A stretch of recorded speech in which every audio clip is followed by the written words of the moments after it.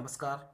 मैं captain Sakya Hind model school के digital class में एक बार फिर आपका स्वागत है। आशा करता हूँ कि आप सभी स्वस्थ व प्रसन्न होंगे। देखिए, आज मैं आपको वॉइस के बारे में बताऊंगा। वॉइस के प्रेजेंट इंडेफिनिट के पार्ट में, जो आपका पहला पार्ट होगा। सबसे पहले वॉइस को समझने के लिए जो फर्स्ट रिक्वायरमेंट होती है वो ये है कि आपको टेंस के बारे में अच्छे से पता होना चाहिए, टेंस की नॉलेज होना चाहिए। यदि आपको टेंस की नॉलेज है तो फिर आई थिंक कोई दिक्कत नहीं होगी आपको समझने में। फिर भी मैं कोशिश करूंगा टेंस से रिलेटेड भी कुछ बताने की। आप लोग कृपया ध्यान दीजिए। देखिए, सबसे पहले प्रेजेंट इंडेफिनिट टेंस की जो पैसिव वॉइस की हेल्पिंग वर्ब है वो इज, एम, आर है। ध्यान रखने वाली बात है ये। सेंटेंस हमारा है, एग्जाम्पल के तौर पे पहले समझते हैं। सेंटेंस है ही सेल्स बुक्स, वह किताबें बेचता है। क्योंकि यहाँ पर ऐसा यस है, ऐसा यस प्रेजेंट इंडेफिनिट के सेंटेंस में आता है, तो ऊपर वाला जो हमारा एक्टिव वॉइस का सेंटेंस है इसकी पहचान होना बहुत जरूरी है। एक्टिव से पैसिव में बदलने के लिए क्या क्या जरूरतें होती हैं, क्या क्या बदलाव होते हैं, वो मैं बताना चाहता हूं आपको। देखिए, एक्टिव से जब हम पैसिव में बदलते हैं तो सब्जेक्ट को ऑब्जेक्ट की जगह पे पहुंचाते हैं, और जो हमारा ऑब्जेक्ट होता है वो सब्जेक्ट की जगह पे आ जाता है। और वर्ब की रही बात, वर्ब की हमेशा ही थर्ड फॉर्म का यूज होता है, जैसा कि मैं अपने अर्लियर वीडियो में बता चुका हूं। चलिए अब चेंज करके देखते हैं। ही सेल्स बुक्स, बुक्स को मैंने यहां पे रख लिया।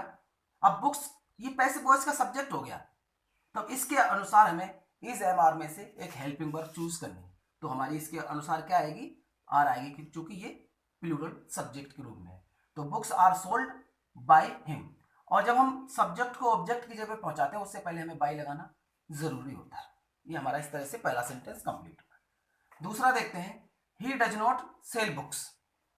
ये अफर्मेटिव नेगेटिव है। जब हमारा एक्टिव वॉइस का सेंटेंस अफर्मेटिव नेगेटिव होता है तो हमें पैसिव वॉइस वाला भी सेंटेंस अफर्मेटिव नेगेटिव बनाना है। जब इसमें डज के बाद नोट आ गया तो यहाँ पर आर के बाद नोट आ जाएगा, सीधी सी बात।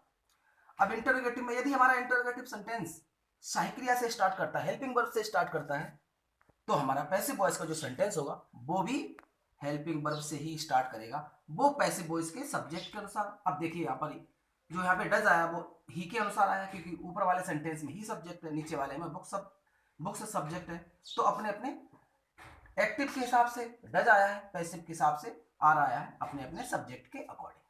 चलिए, तो सेंटेंस कैसे बना, does he sell books, passive में बन गया are books sold by him. ये हमारा इंटरोगेटिव था ओनली। फिर इंटरोगेटिव नेगेटिव, डज और सब्जेक्ट के बाद नोट, इसमें आर बुक्स के बाद नोट हो जाएगा, ये हमारा इंटरोगेटिव नेगेटिव हो जाएगा। यदि सेंटेंस के बिगिनिंग में आपको कोई क्वेश्चन वर्ड मिले, मींस प्रश्नवाचक शब्द से शुरुआत हो, तो पैसिव वॉइस के सेंटेंस में वही प्रश्नवाचक शब्द भी आएगा, और बाकी बिल्कुल वही सेंटेंस रहेगा, सेम सिचुएशन रहेगी। Where does he sell books, इसका बन जाएगा passive, where are books sold by him question mark. जब इसका इंटरोगेटिव नेगेटिव होगा, where does he not sell books, तो इसका हो जाएगा where are books not sold by him. इस तरह से मैंने 1 to 6 सेंटेंस आपको समझाए।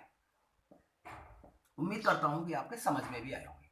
चलिए अब हम प्रेजेंट इंडेफिनिट के, अब यहां पर वेयर की जगह पे हम चाहे तो वाई का भी यूज कर सकते हैं, हाउ का भी यूज कर सकते हैं, वेन का भी यूज कर सकते हैं, जो हमें प्रॉपर लगे सेंटेंस के अकॉर्डिंग उस हिसाब से हम अपना यूज कर सकते हैं। चलिए अब हम हु को लेकर समझाते हैं। जैसे सपोज करिए सेंटेंस की बिगिनिंग में हु आ जाता है, जैसे ये सेंटेंस दिया है हु टीचेज यू। अब हु से शुरुआत हुई है तो हु वाले वाक्य को कैसे बदलते हैं, हु वाले वाक्य में मैंने समझाना है आपको। तो हु को हमेशा बाय हु में बदला जाता है, मतलब कि हु की जगह पे बाय हु आ जाता है। उसके बाद जब हमें ये ऑब्जेक्ट मान लीजिए हु टीचेज यू, ये यहाँ पर यू क्या है, ऑब्जेक्ट। जब हम इसको सब्जेक्ट के तौर पे लाएंगे तो इस यू के अनुसार हमें पैसिव वॉइस की सहायक क्रिया लगानी है, जो कि मैंने यहाँ पे आर नोट डाउन की है। तो by whom are you taught, और वर्ब की आपको पता है थर्ड फॉर्म आ जाएगी क्वेश्चन मार्क।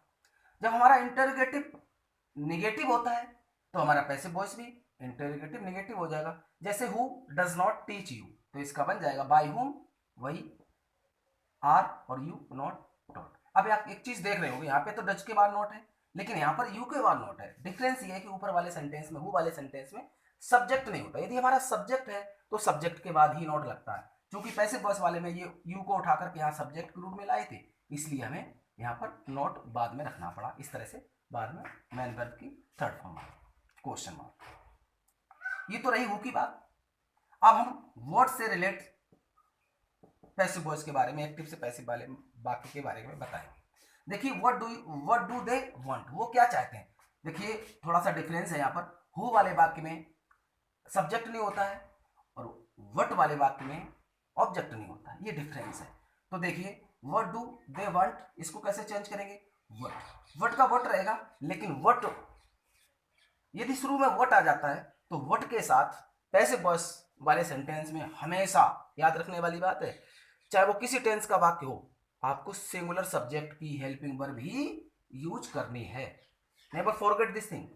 तो what is wanted by you, क्योंकि सॉरी बाय देम, इस तरह से ये आपका देखा देम ऑब्जेक्ट हो गया। What do they not want, अब ये इंटेरोगेटिव नेगेटिव है व्हाट वाला, तो बस वही बात है, what is not wanted bye them. देखिए मैंने प्रेजेंट इंडेफिनिट टेंस के पैसिव वॉइस को पूरी तरह से कवर करने की कोशिश की और उम्मीद करता हूं कि आप सभी के समझ में भी आया होगा। Thank you for today, that's all.